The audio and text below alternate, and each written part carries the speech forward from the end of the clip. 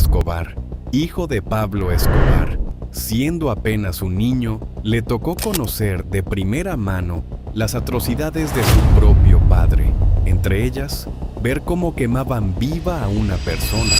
Así lo deja plasmado en su serie y en distintas entrevistas. Escenas que, durante más de 30 años, ni siquiera su propia madre conocía.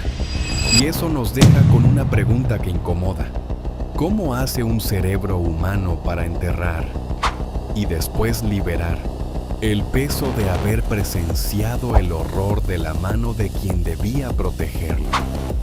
Según ha relatado él mismo en entrevistas y en su serie documental, el hijo del narcotraficante más famoso de la historia no cambió su identidad por vergüenza, la cambió porque, literalmente, nadie le vendía un pasaje de avión con su apellido original. A los 16 años, cuando la mayoría de los adolescentes se preocupan por un examen, él tuvo que redactar su propio testamento antes de una reunión donde sus amigos ya habían decidido matarlo. Este video no busca glorificar, tampoco busca juzgar.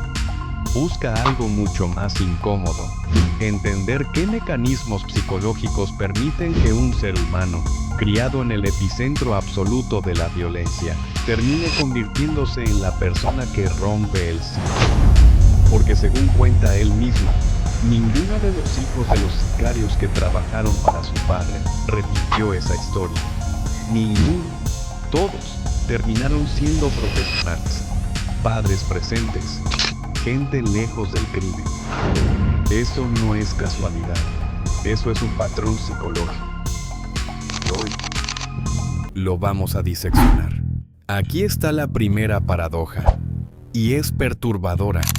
El mismo hombre que ordenaba asesinatos exigía en su propia casa que su hijo dijera por favor y gracias. El mismo hombre señalado como responsable de buena parte del tráfico mundial de cocaína se sentaba con su hijo de 8 años a explicarle, droga por droga, por qué cada una de ellas era veneno. Esto, en psicología, tiene nombre. Se llama disonancia cognitiva infantil forzada. Un niño necesita biológicamente creer que su figura de apego es buena, es supervivencia pura. Porque si un cerebro infantil aceptara por completo que su fuente de protección es también su fuente de peligro extremo, el sistema nervioso colapsaría bajo el terror. Entonces el cerebro hace algo asombroso. Separa, compartimenta. Construye dos versiones de la misma persona, que jamás se tocan entre sí. Juan Pablo Escobar lo describe casi con precisión clínica, sin saberlo. Dice que su padre era, puertas adentro, extremadamente cariñoso, algo casi transgresor en la Colombia machista de esos años, donde abrazar a un hijo varón era visto casi como un tabú. Y al mismo tiempo, describe presenciar torturas, vivir escondido días enteros, sin poder ni siquiera tirar de la cadena del baño para no delatar su posición ante la policía. Y aquí está el dato que cambia todo. Cuando le preguntaron a los hijos de otros hombres del entorno de su padre qué habían aprendido de él, la respuesta no fue sobre crimen, fue: aprendimos a ser buenos padres. Esto revela algo que es, a la vez, perturbador y esperanzador. Los valores no se transmiten por lo que decimos, se transmiten por lo que modelamos emocionalmente. El afecto que ese hombre entregó, aunque viniera empaquetado en un contexto de horror absoluto, fue lo único que logró filtrarse hacia la siguiente generación. La violencia, en cambio, no se heredó como comportamiento, se heredó como advertencia.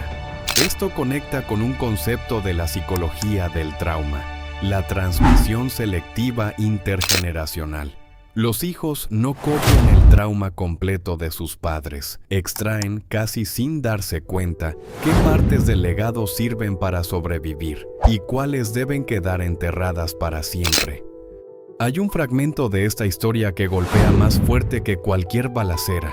La familia, rodeada literalmente de millones de dólares en efectivo, tirados por toda la casa, pasando hambre real, durante días, comiendo una sopa en mal estado, porque no podían salir a comprar comida sin ser descubiertos. El hombre más rico del mundo, según las revistas de la época, y su propio hijo muriendo de hambre a su lado. Esto desmonta de raíz uno de los mitos culturales más grandes que existen, la idea de que el dinero es sinónimo de seguridad. Ahí, siendo niño, Juan Pablo Escobar construye lo que en terapia cognitivo-conductual llamaríamos una creencia nuclear correctiva. Si el dinero no pudo comprarle ni una comida segura a su propio hijo, entonces el dinero, por sí solo, jamás fue poder real. Y esto, paradójicamente, puede funcionar como una vacuna psicológica. La exposición temprana y brutal a la falsedad de un mito puede inmunizar a una persona contra ese mito para el resto de su vida, mientras que quienes nunca lo confrontan directamente quedan atrapados persiguiéndolo eternamente. Es la misma lógica que aparece después, ya adulto, cuando recuerda haber escuchado testimonios de personas en sus últimos días de vida. Nadie se arrepiente de haber trabajado poco. Se arrepienten de no haber estado presentes. Ese es el tipo de aprendizaje que normalmente toma décadas de terapia o una crisis de mediana edad. Él lo obtuvo a los 7 años, escondido en una casa sin luz. Hay una frase que aparece en esta historia atribuida a un poeta austriaco que funciona como la columna vertebral de todo lo que hemos hablado hasta ahora, y es la verdadera patria de un hombre, es su infancia. No es casualidad que esta idea resuene tanto en este caso, porque para Juan Pablo Escobar hubo una infancia que él mismo describe como normal, hasta los 7 años. Y después de esa edad, solo hubo huida, miedo, adrenalina permanente. Psicológicamente, esa frontera tan nítida entre un antes y un después es exactamente el patrón que se observa en el estrés postraumático de origen infantil. La memoria se parte en 2 bloques, uno idealizado y protegido, otro marcado por hipervigilancia constante.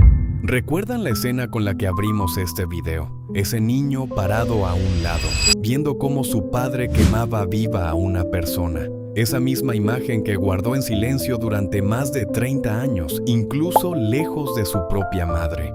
Esa escena no es un dato aislado, es la prueba de que este niño creció procesando el horror en tiempo real, sin ningún adulto que le ayudara a nombrarlo. Y ese silencio de décadas es exactamente el mismo patrón que se repite ahora, en el instante que estamos a punto de contarles. Porque aquí está el verdadero punto de quiebre, el momento de mayor densidad psicológica de todo este relato. Cuando su padre muere, en un arrebato de dolor que duró apenas segundos frente a un micrófono, él declara que va a vengarse, y durante 10 minutos exactos, según su propio relato, consideró seriamente tomar el control del imperio criminal de su padre. En ese instante microscópico, se jugó el destino de 2 vidas posibles. ¿Qué lo hizo detenerse? Según cuenta, fue el recuerdo de todas las veces que le había suplicado a su padre que dejara de hacer daño. Fue la conciencia repentina de que, si actuaba por venganza, se convertiría exactamente en aquello que había criticado toda su vida. Esto es casi de manual lo que en psicología llamamos disonancia de identidad. El momento en que una persona está a punto de traicionar su propia autoimagen, y esa incomodidad interna actúa como un freno de emergencia moral. No fue un acto de heroísmo instantáneo, fue literalmente 10 minutos de deliberación interna, en los que la balanza pudo caer para cualquier lado. Y esa es la parte más humana y más replicable de toda esta historia. Romper un ciclo no es un rasgo de personalidad innato, es una decisión que se toma en una ventana de tiempo muy corta y muy frágil. Y aquí está la razón por la que este caso deja de ser una anécdota y se convierte en algo universal. La mayoría de las personas que están viendo este video no tienen un padre narcotraficante, pero casi todas cargan en algún grado con un patrón heredado que jamás eligieron. Una forma de amar que duele, una ansiedad familiar, un modelo de éxito tóxico, una definición distorsionada de lo que significa estar bien. La pregunta real que deja este caso no es ¿cómo era Pablo Escobar? La pregunta es ¿cuánto de lo que heredamos de nuestra familia decidimos conservar? ¿Y cuánto decidimos, de forma consciente, dejar morir con la generación anterior? Juan Pablo Escobar, hoy llamado Sebastián, lo resume con una frase que funciona casi como un epitafio psicológico de toda esta historia. Su padre les mostró a todos el camino que no había que recorrer. Esa frase, despojada del contexto extremo en el que nació, es aplicable a cualquier persona que haya crecido bajo una figura paterna o materna dañina, adictiva, ausente, dominante. El aprendizaje no siempre llega por imitación, a veces llega de forma todavía más poderosa, por contraste. Y hay un dato final que cierra el círculo con una ironía casi perfecta. Él afirma sentirse hoy más rico que su propio padre, no en dinero, en algo que el dinero nunca pudo comprarle a él, la libertad tranquila de caminar por una calle, sin miedo. Lo que hace que esta historia sea, más allá del morbo o la fascinación por el crimen organizado, un caso de estudio legítimo, es que ilustra algo que la psicología del trauma repite una y otra vez. El destino no está escrito en el apellido, ni en la sangre, ni siquiera en la exposición directa a la violencia extrema. Está escrito en las decisiones microscópicas que se toman en los minutos de mayor dolor. 10 minutos decidieron si un adolescente se convertía en heredero de un imperio criminal, o en la persona que 30 años después cuenta esta historia para advertir a otros.